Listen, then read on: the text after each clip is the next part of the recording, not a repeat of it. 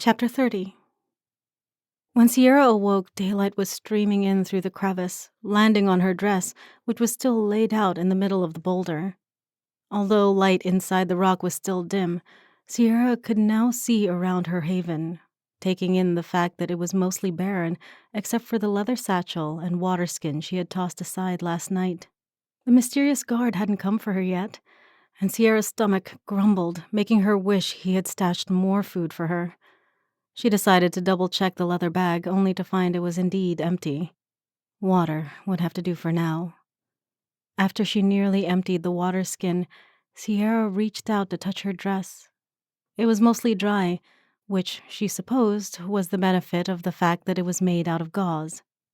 Sierra shifted the dress so a different part of it was in the sun before curling up in the cloth again, which she could now see was actually a cloak with a small clasp for securing it around her shoulders. She didn't know how long she should wait here before venturing out, but she knew she should at least wait for nightfall, as someone was more likely to see her if she ventured out in the daylight, and she didn't think she was that far from the castle. For the first time since her kidnapping, Sierra wondered about her family, where they were, and what they thought of her being gone, and also thought about Aiden kicking himself for overlooking all the red flags during the beginning of their relationship.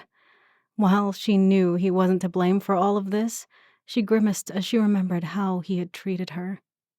Even though he had made some adjustments to said red flags as they got to know each other, she should have recognized the signs that he came from a different upbringing and known that he was probably bad news. With a sigh, Sierra realized that even if she had thought better of associating with Aiden, she didn't regret anything that had happened. She just hoped that they were both able to get out of this alive. If they did, then Sierra would worry about what choice words she would need to say to Aiden.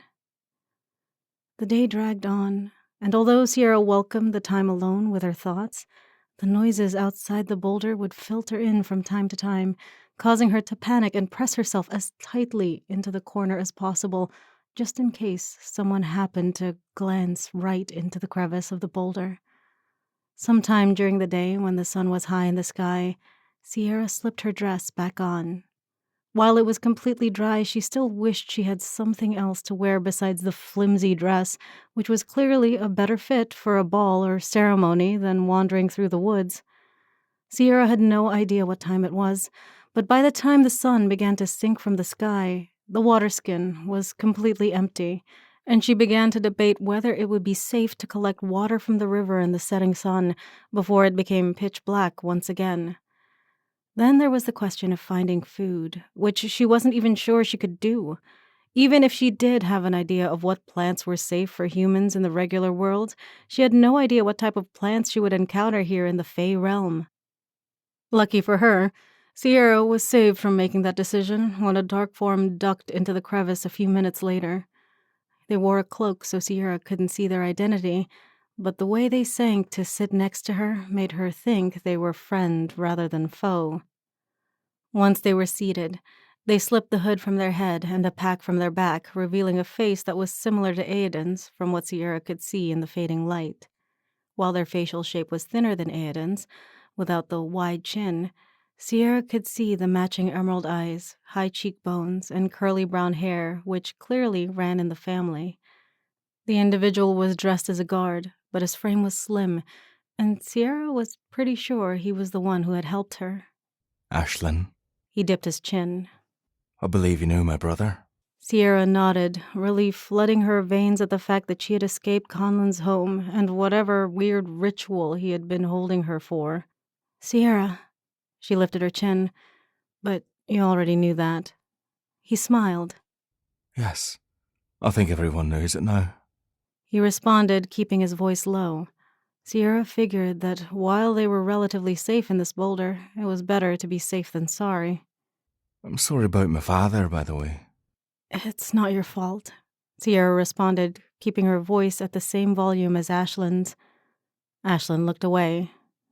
I know, but I still can't believe he has taken things this far. Sierra couldn't keep the question that was burning in her chest inside any longer. Where's Aiden? Sierra asked. Ashlyn's face conveyed a sad look, and Sierra grit her teeth as his eyes searched the interior of the boulder for the answer he clearly didn't want to give her. I'm not sure. After Slania alerted me that you were here in She, I contacted Bron via the waters to verify he wasn't in the human world anymore. And? Ashlyn shook his head. He disappeared the morning after you were taken, likely realizing what your absence meant. Sierra grimaced. Well, she had been hoping that Aiden would rescue her, and she was currently mad at him for his deception. The thought of him being locked up somewhere made her chest ache. He wasn't in the dungeon where I found you.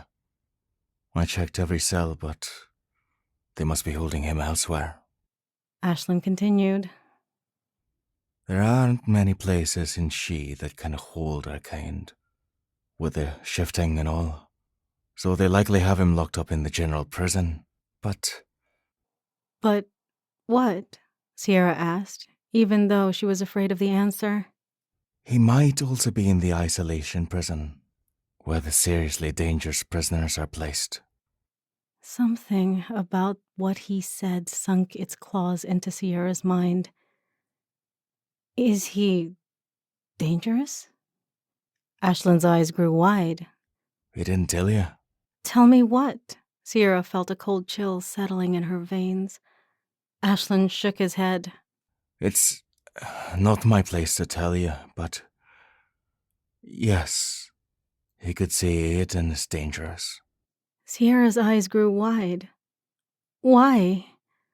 Several emotions flitted across Ashlyn's face as he clearly debated on what to tell her and what to hold back. Finally, he came to a decision. Aiden told you that our people are losing our power, right? Yes. Well, he's one of the few exceptions. He is more powerful than both of our parents. Sierra felt her mouth drop open. Wait, what? But he said that your grandparents... Sierra trailed off as she tried to recall Aiden's exact words when they had spoken about his magic. He wasn't lying.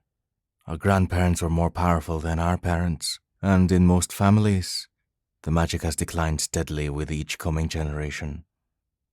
Except for Aiden. While he isn't more powerful than our grandparents, he was born with more magic than our parents. Which is odd, because magic is hereditary. What about you? I was born with barely any. Less than our mother. The way it should be, as she's the one our power came from. Sierra leaned back, resting her head against the cool stone. It was hard to wrap her head around all this magic stuff, and she could sense there was something Ashlyn wasn't telling her. Why is Aiden so powerful? Ashlyn shrugged. No one is sure, but my father has sent him to many places over the years to find out the reason. And has he? We don't know. He has stopped being forthcoming with his findings. Sierra thought of the Aiden she knew. For the past month she had known him, he had been quiet and reserved, and she had needed to force information out of him several times. It was hard to imagine him as ever being forthcoming. Why? Ashlyn pursed his lips, obviously coming to the part he was keeping from Sierra. You'll have to ask him when we find him. After all, he became this way a few months ago, after he met you. Now Sierra was really confused. Her Tinder date with Aiden had been the end of September, and it was now just the beginning of November. They hadn't known each other for months, as Ashlyn was insinuating. While she debated letting that stay quiet, she knew that in their situation, withholding information would do neither of them any good. You must be mistaken. Sierra's voice came out a bit hoarse. I only met Aiden a little over a month ago.